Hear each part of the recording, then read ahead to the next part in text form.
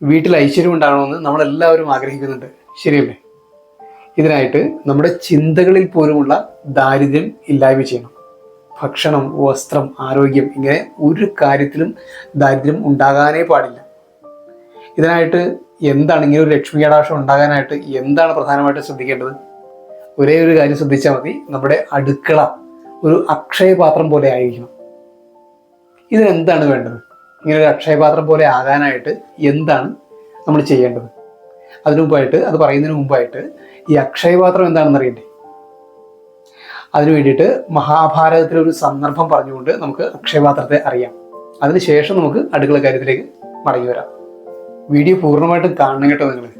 കാരണം എന്താണെന്ന് വെച്ചിട്ടുണ്ടെങ്കിൽ, കേൾക്കുമ്പോൾ വളരെ നിസ്സാരമെന്നോ അല്ലെങ്കിൽ ലളിതമെന്നോ ഒക്കെ തോന്നുന്ന ഇത്തരം കാര്യങ്ങൾ അറിയാതെ ഇരുന്നത് മൂലം പലരും സന്തോഷപൂർണ്ണമായിട്ടുള്ള ജീവിതം ലഭിക്കാതെ സങ്കടപ്പെടുന്നുണ്ട്. അപ്പോൾ ഇത് കേൾക്കാതിരുന്നുണ്ടെങ്കിൽ ജീവിതത്തിലെ വലിയൊരു നഷ്ടമാണ് സംഭവിക്കുക. ഓക്കെ, അപ്പോൾ നേരെ മഹാഭാരത കഥയിലേക്ക്.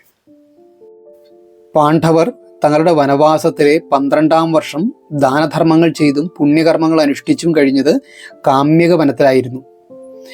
ദാനം, ധർമ്മം, തപസ് ഇവയിൽ ഏറ്റവും ഉത്തമമായ ദാനമനുഷ്ഠിക്കാനാണ് പാണ്ഡവർ ഏറ്റവും ഇഷ്ടപ്പെട്ടിരുന്നത്.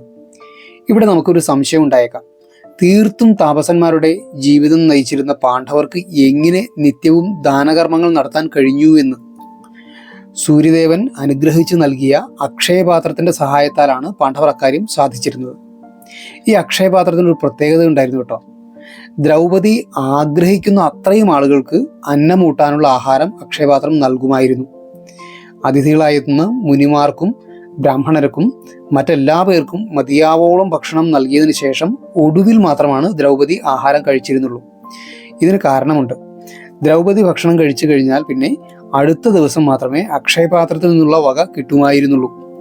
ഇങ്ങനെ പാണ്ഡവർ അന്നദാനം നടത്തുന്ന വിവരം ചാരന്മാർ മുഖാന്തരം ദുര്യോധനന്റെ ചെവിയിലുമെത്തി. സൂര്യദേവന്റെ അനുഗ്രഹത്താൽ ലഭിച്ച അക്ഷയപാത്രം കൊണ്ട് ആണ് ഇത് സാധിക്കുന്നതെന്നും ദുര്യോധനൻ അറിഞ്ഞു. അങ്ങനെയിരിക്കെ ഒരു ദിവസം ക്ഷിപ്രകോപിയായ ദുർവാസാവു മഹർഷി തന്റെ ശിഷ്യന്മാരുമൊത്ത് ഹസ്തിനപുരയിൽ ദുര്യോധനന്റെ അടുക്കലെത്തി. ദുര്യോധനൻ അവർക്കായി നല്ലൊരു സദ്യ തന്നെ ഒരുക്കി മഹർഷിയെ സന്തോഷിപ്പിച്ചു. അങ്ങനെ ദുര്യോധനൻ നൽകിയ സൽക്കാരത്തിൽ തൃപ്തനായി മഹർഷി സർവ്വ ഐശ്വര്യങ്ങളും ഉണ്ടാകട്ടെ എന്ന് അനുഗ്രഹിക്കുകയും ചെയ്തു. പാണ്ഡവരെ കൊടുക്കാൻ ഇത് തന്നെ അവസരമെന്ന് കരുതി ദുര്യോധനൻ ദുർവാസാവിനോട് ഇങ്ങനെ ആവശ്യപ്പെടുന്നു: മഹർഷിയെ, അങ്ങ് എനിക്ക് നൽകിയതുപോലെ പാണ്ഡവർക്കും അനുഗ്രഹം കൊടുക്കണം. കാമ്യകവനത്തിൽ താമസിക്കുന്ന അവരെ ചെന്ന് കാണാൻ ദയവുണ്ടാകണം എന്ന് ദുര്യോധനൻ താഴ്മയോടെ അഭ്യർത്ഥിച്ചു. ഈ കൂട്ടത്തിൽ ഒരു കാര്യം പ്രത്യേകമായി പറഞ്ഞു: ദ്രൗപദിയുടെ ഊണ് കഴിഞ്ഞതിന് ശേഷം മാത്രമേ അങ്ങവിടെ ചെല്ലാവൂ എന്ന്. ദുര്യോധനന്റെ ദുഷ്ടലാക്കിയതായിരുന്നു.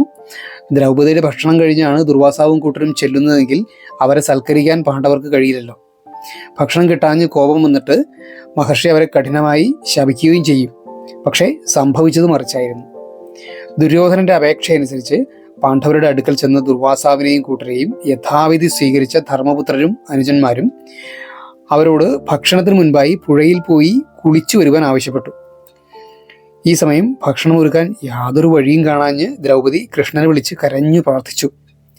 ദ്രൗപദിയുടെ പ്രാർത്ഥന കേട്ട മാത്രയിൽ അവിടെ എത്തിയ ശ്രീകൃഷ്ണൻ, കൃഷ്ണയെ, എനിക്ക് വിശക്കുന്നുണ്ട്, എന്തെങ്കിലും തരൂ എന്നാണ് ചെന്നപാടെ ആവശ്യപ്പെട്ടത്. ഇത് കേട്ടിട്ട് ദ്രൗപദി ഒന്നുകൂടി വിഷമത്തിലായി. മഹർഷി ദുർവാസാവിനും കൂട്ടർക്കും ഭക്ഷണം നൽകാൻ വകയില്ലാഞ്ഞാണ് കൃഷ്ണനെ ആശ്രയിച്ചത്. അപ്പോൾ കൃഷ്ണനും വിശക്കുന്നു എന്ന് പറഞ്ഞാണല്ലോ വന്ന് വരുന്നത്.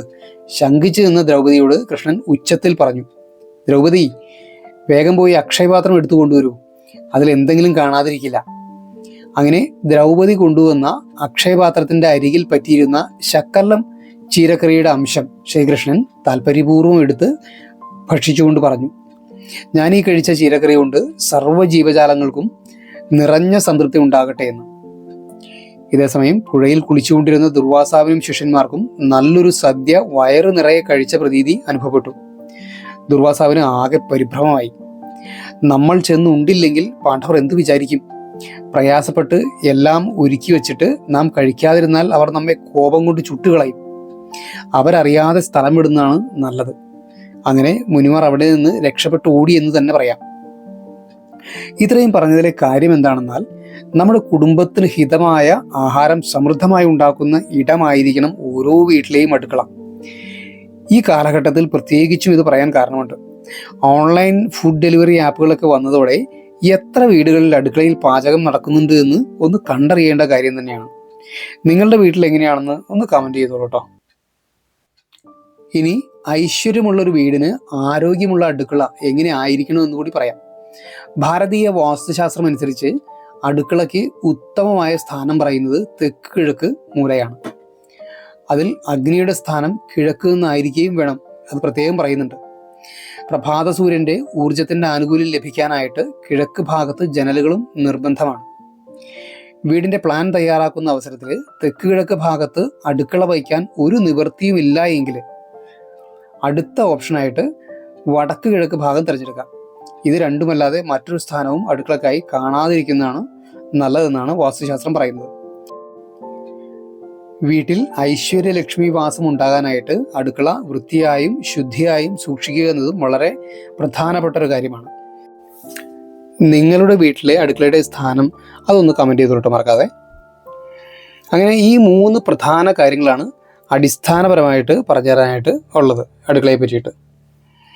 ഇനിയും ഏറെ കാര്യങ്ങളുണ്ട് പറയാനായിട്ട്, അത് മറ്റൊരു വീഡിയോയിൽ നമുക്ക് ചർച്ച ചെയ്യാം.